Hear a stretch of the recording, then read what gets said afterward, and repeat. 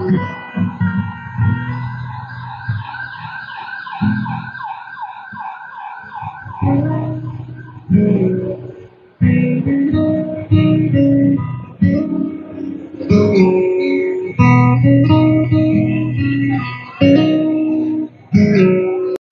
salamat, ma'am. Magandang umaga po sa ating lahat.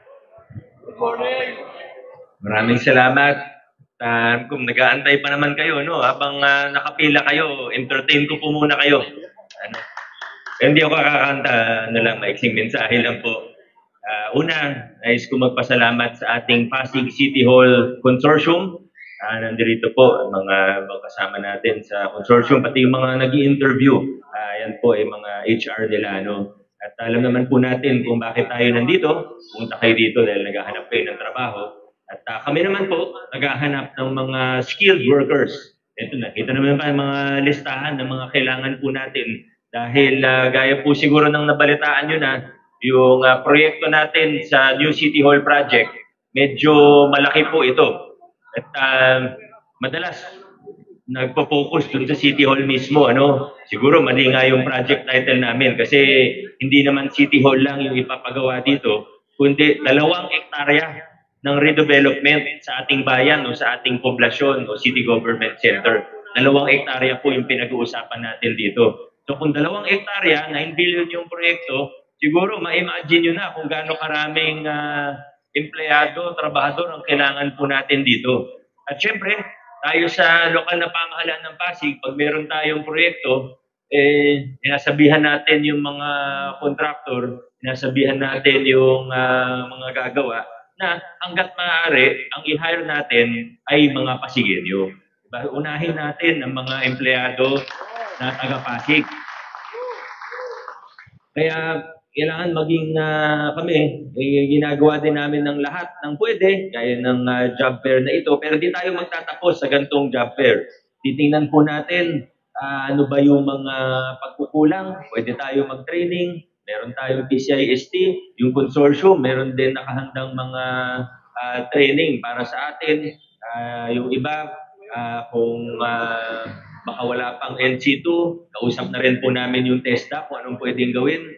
Meron yung, ano tawag dun sa test? Para trade test.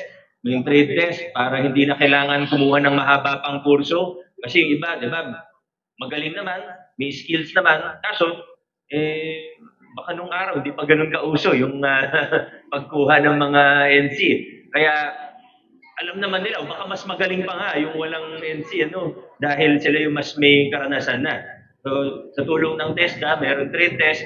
Pag pumasa doon, ibig sabihin, nasa kanya lahat ng skills na kailangan para dun sa trabaho na yun, automatic magagrantan na siya ng national certificate po natin o ng NC2 o kung ano man na NC po yun. Ano? So, yan po yung ginagawa natin ng lahat para makasiguro tayo na yung mga i-hire natin ay mga taga-Pasig. At ang magandang balita pa po dito, kaya sana masabi nyo rin po kung may mga kaibigan kayo na naghahanap din ng trabaho o baka may trabaho pero hindi ganun ka, naghahanap pa ng mas magandang trabaho. Ito pong Pasig City Consortium, isa po yan na joint venture. Ibig sabihin, 3 kumpanya po yan na malalaki. Hindi lang naman City Hall ang proyekto nila. Kaya nga sila nag-qualify kasi dati na silang may malalaking proyekto. Ibig sabihin, pag na-hire po kayo dito, malaki din yung tsansa na tuloy-tuloy yung magiging employment natin. Marakas yung tsansa na sa susunod na mga proyekto nila, kung maganda yung performance, kayo at kayo na rin yung mga i-hire nila.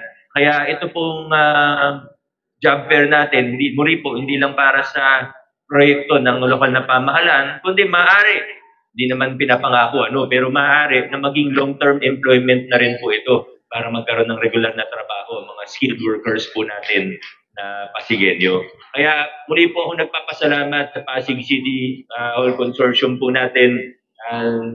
Kung interesado lang po kayo, pwede nyo tingnan sa YouTube channel ko yung tungkol sa proyekto mismo. Ito po, syempre alam ko una sa lahat, naghahanap kayo ng trabaho, pero yung mga papalarin, siguro ngayon pa lang masasabi na rin natin na kayo po ay hindi lang basta magiging manggagawa, hindi lang basta trabahador o basta empleyado, kundi magiging parte din kayo, magiging bahagi din kayo sa history ng ating new City Hall. Ano? Kaya good luck po sa lahat. Sana makuha po lahat. Sana pumasa po lahat. At po, nandito lang, tutulungan tayo. Sa totoo, konti pa nga tayo dito. Sabi nga, maaaring hanggang 5,000 yung i-hire natin sa City Hall project pa lang. So, ito pong City Hall project natin, may kita natin, hindi lang sa infrastructure, kundi pati ng lokal na ekonomiya, pati sa job generation, magiging malaking tulong din po ito. Kaya maraming salamat. Congratulations in advance. Good luck sa inyong lahat. Dito ay 3 tower. So, may lawak ito ng mga sa mga 1 hektarya. So, ganun ang City Hall natin. At ito, modern City Hall ito. Ang na-arkitekto natin dito ay marami na nagawa sa ibang bansa. So, Pasigueño rin siya. Dito sa pinanganak sa Pasig, dito sa nag-aaral, dito sa graduate. Kaya lahat ng kasama namin dito, puro taga-Pasigueño. Yan, pagka kayo ay nakasama ko sa project na ito, mamalaki nyo sa inyong mga anak at pamilya na talagang parte kayo ng napakagandang building ng Pasig. So ito, may mga 6 na palapag at itong palapag na tower ito. So, ang mga kailangan dito, yan, mga nandito sa listahan na to, mga painter, lahat, may painter, electrician, so marami.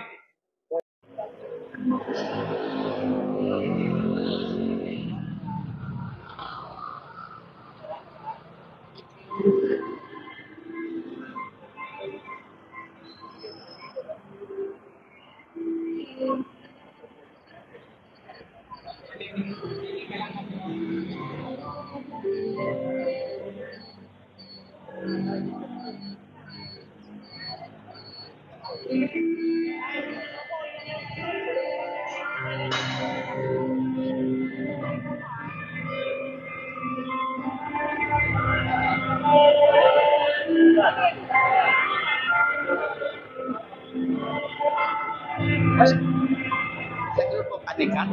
Usually yan, ay usually. Ay. Tatapos sa grupo namin. Bigyan mo ko lang sa akin. Follow mo ko.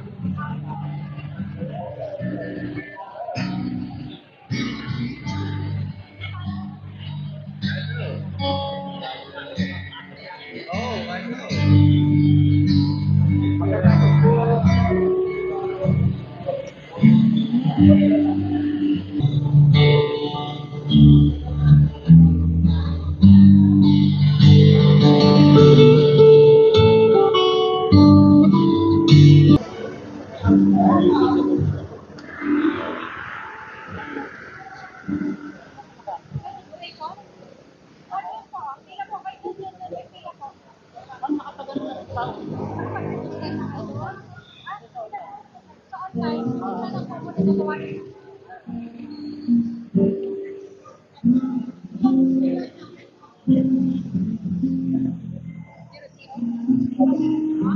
na yun. Kailan ito, kailan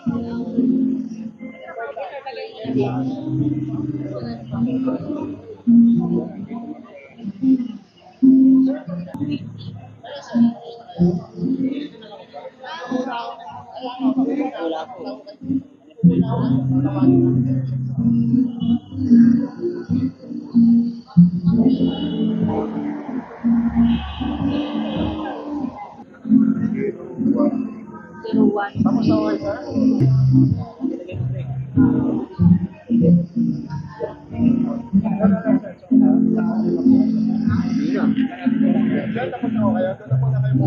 Mamaya ako tatawagin namin ako kayo. Upo na ako kayo, pila ako rin.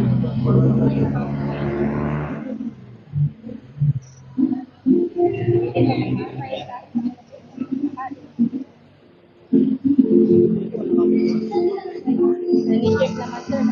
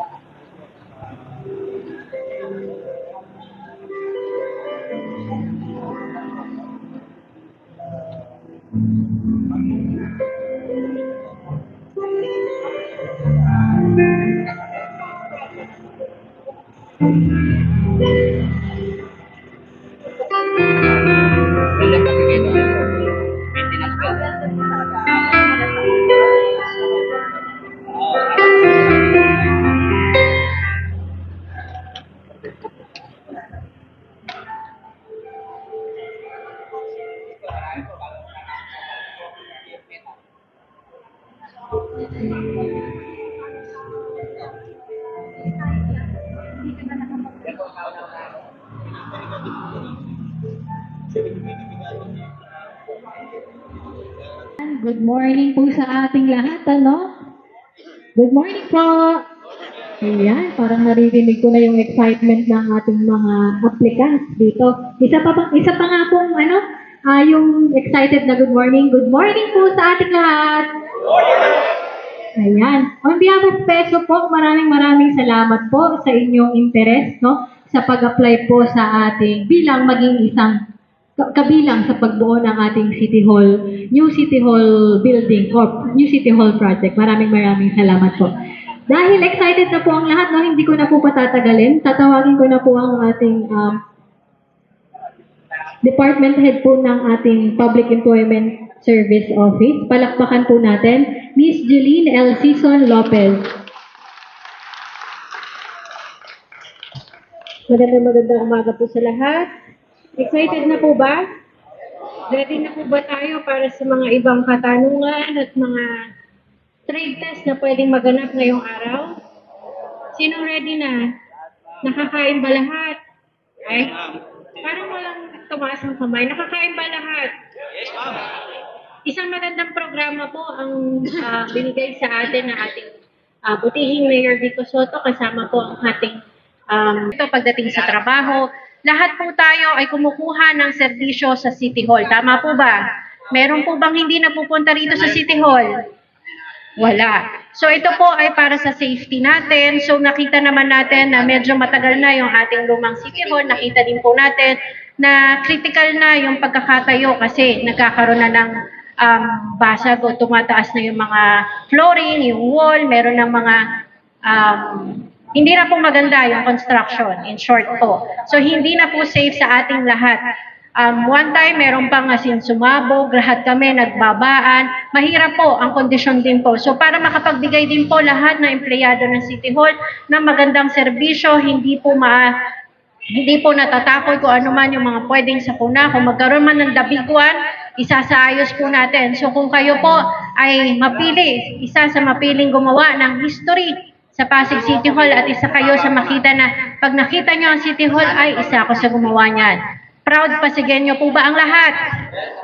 Yan, napaka-perfect. At para po ito, isa po yan sa batas natin na dapat po 50%, total of 80% ay kasama pong nagtatrabaho mula po sa mga Pasigenyo. So 50% skilled, 30% unskilled. Or 50% unskilled at 30% skilled po. So, malaking opportunity.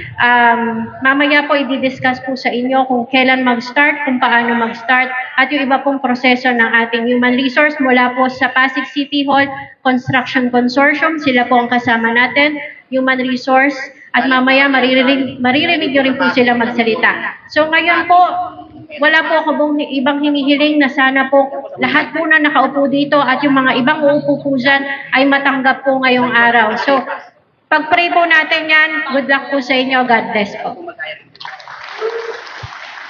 Ayan, maraming salamat po, Ma'am Jeline. So, tuloy-tuloy na po tayo, no? Ngayon naman po, tatawagin natin ang ating si Colonel Roel Nicolas from Pasig City Hall Construction Consortium.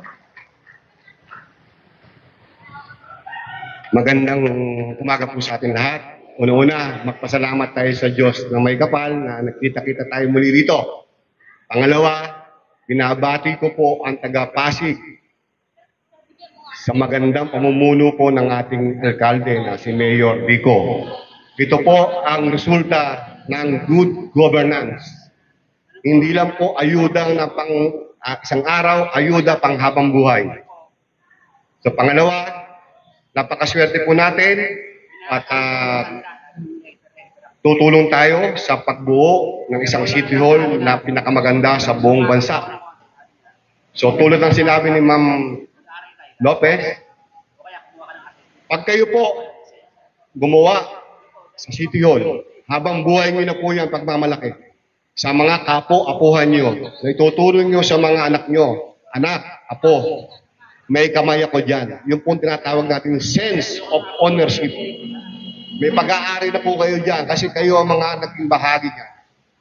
At sa amin naman po, sa Pasig City Hall Construction Consortium, ay narito upang sumunod sa local ordinance ng Pasig City. Na kung saan ang sinasabi rito, 70% ng manggagawa ay dapat manggaling sa lokal na mamamayan.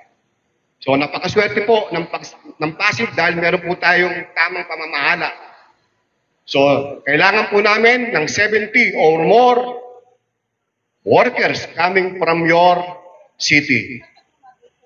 Kaya nandito po kami at tutuparin po namin yan. Ako po si Rico Daca, taga Pinagbuhatan Pasig po, sa Centennial to. Paano niyo po nalaman tong job na po?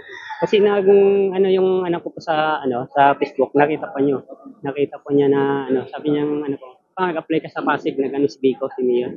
Sige, sabi ko, mo sa online para tama dahil wala akong trabaho ngayon. Pinag-ano ko na para sana makapasok ako sa Yung in-apply yung trabaho. ang ko talaga, kapintero, lead man ako. Kaso, kapinter, kung may papala rin sa kapintero. Kamusta tayo naging proseso? Hindi ko lang alam kung approve o hindi pa sure, tatawagan na lang ulit. Pero ang pagbilan niyo po, Okay lang, wala ang problema. ano Parang, masasabi niyo tayo sa initiative ng ganitong okay naman yung ni Biko para buong Pasig para po sa lahat ng walang trabaho makapasok po dito sa ng Pasig po. maraming salamat tayo. Thank you po. Maraming salamat.